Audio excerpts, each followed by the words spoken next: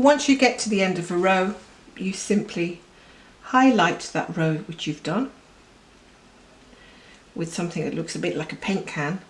So you highlight the entire row and then you press OK and it all turns black, which means that basically you've finished everything that's black up here. And then you park or go down to your next row. So it's really quite simple. Now I'm going to park my thread here and go back to finishing this stitch, which I left out earlier because it's not black. So again, I'm going to get my thread and I'm going to do another loop start, which is great. You don't have knots in the back or any sorts of tangles. And I hadn't even heard of the loop start before I even began doing these type of cross stitch designs. So I've one stitch there to do, but I want to make sure I know where I'm going to park it. If I go in from the top,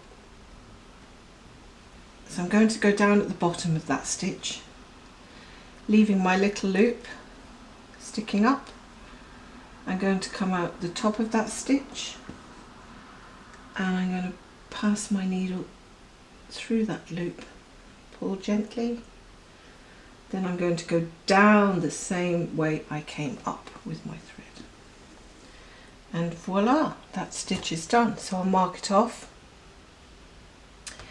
and then I'll go down to where the next instance of that stitch is, so it's down once and to the left. So I will park that here, and as I was going left to right, right to left, this row now will be a left to right. So I will pick up this thread and continue on working from left to right. And if you happen to forget at some point whether you were going from left to right, it doesn't really matter in the scheme of things.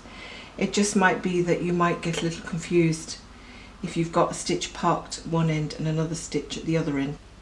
Now this row here again has a lot of black. 1, 2, 3. Oops, so we've got 1, 2, 3, 4, 5, 6, 7, 8 stitches of black along here. That's where these grey stripes come in handy, because if you know that if you're going past those, you're definitely counting it wrong. So nice easy stitching for being in front of the television, basically. When you're stitching and you want to be watching a film at the same time, you're asking a lot from your brain. So if you want to be concentrating on two different things, at least make the cross stitching a little bit easier to do, and maybe do a square where you don't have too much chopping and changing of threads, where you don't have to count so much, because in my experience I always make a mistake if I'm trying to watch television and do an intricate box at the same time. And here in Scotland the weather is brightening up a little bit this afternoon, so it might be that it's a nice day to go outside and take a walk. At least there's no forecast of heavy rain today, but alas, we can have 4 seasons in one day, so you can never really rely too heavily on the forecast. But it doesn't matter how the weather is, because it's still a lovely walk around here no matter what the weather is like, really. Now, so I want to make sure I've only done 8 stitches and that I have left 2 at the end.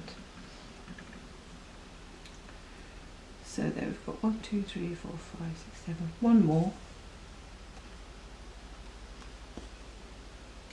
And then I'll need to park this thread. Oh, it was nearly falling out of my needle again. I will park this thread on the row below, and I will be working from right to left, so it's 1 stitch to the left and down. Right, no, it's here. 1 stitch to the left and down. It's here. And then I'll just mark it off again. Here on my chart, I've just done that row there. And that thread was also a parked thread from earlier. So then I will go back up here and continue by picking up this strand, doing that stitch and parking my thread here. And as I said, this works for me. Especially in areas where there is a lot of confetti. Not usually in this box. I could probably go a bit cross-country around here, but I'm trying to keep it consistent so that it looks neat and that I've got a good idea of where I'm going. So if it doesn't work for you, just don't worry about it. You know, life's too short. Just find the method that works for you and stick to that. It's perfectly okay. So thanks for watching, and I'll see you again next time.